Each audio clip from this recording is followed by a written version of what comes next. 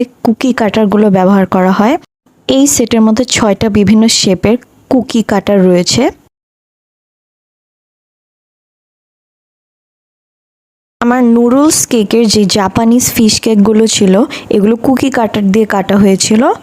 রিয়েলিও এগুলো দেখতে একই এরকম শেপেরই হয়, সেজন্য এই কুকি কাটারগুলো দরকারি একটি টুল।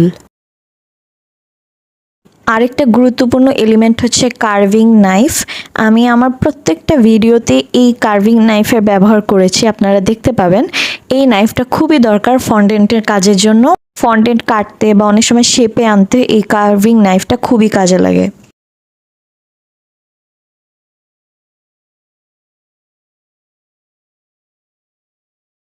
তো এই ছিল আমার বেসিক ফন্ডেন্টের কাজে ব্যবহার্য কিছু টুলসের পরিচিতি। এ সকল টুলস মোটামুটি সকল ফন্ডেন্টের কাজে